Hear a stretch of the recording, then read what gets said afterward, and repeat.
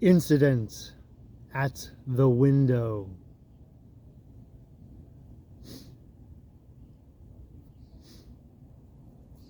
It chanced on Sunday, when Mr. Utterson was on his usual walk with Mr. Enfield, that their way lay once again through the by-street, and that when they came in front of the door, both stopped to gaze on it.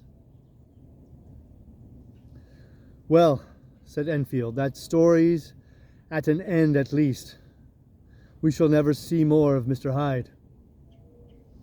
"I hope not," said Utterson. "Did I ever tell you that I once saw him and shared your feeling of repulsion?" "It was impossible to do the one without the other," returned Enfield. "And by the way, what an ass you must have thought me, not to know that this was a back way to Dr. Jekyll's. It was partly your own fault that I found it out, even when I did." "So you found it out, did you?" said Utterson. "But if that be so, we may step into the court and take a look at the windows. To tell you the truth, I am uneasy about poor Jekyll. And even outside, I feel as if the presence of a friend might do him good."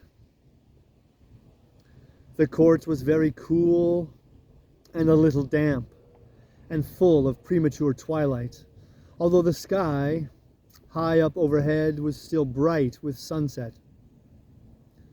The middle one of the three windows was halfway open, and sitting close beside it, taking the air with an infinite sadness of mien, like some disconsolate prisoner, Utterson saw Dr. Jekyll. "What, Jekyll!" he cried. "I trust you are better."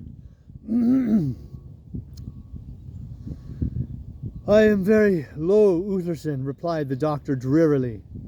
"Very low. It will not last long, thank God." "You stay too much indoors," said the lawyer. "You should be out, whipping up the circulation, like Mr. Enfield and me. This is my cousin, Mr. Enfield, Dr. Jekyll. Come now, get your hat and take a quick turn with us." "You are very good," sighed the other. I should like to very much, but no, it is quite impossible. I dare not. But indeed, Utterson, I am very glad to see you. This is really a great pleasure. I would ask you and Mr. Enfield up, but the place is really not fit." "Why then," said the lawyer good-naturedly, "the best thing you can do is to stay down here and speak with you from where we are."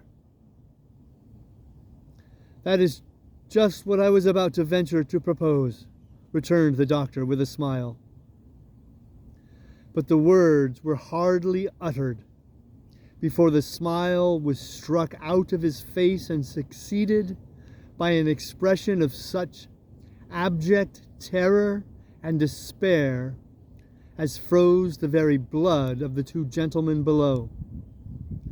They saw it but for a glimpse, for the window was instantly thrust down. But that glimpse had been sufficient, and they turned and left the court without a word. In silence, too, the by-street, and it was not until they had come into a neighboring thoroughfare, where even upon a Sunday there were still some stirrings of life, that Mr. Utterson at last turned and looked at his companion. They were both pale, and there was an answering horror in their eyes. "God forgive us! God forgive us!" said Mr. Utterson. But Mr. Enfield only nodded his head very seriously and walked on once more in silence.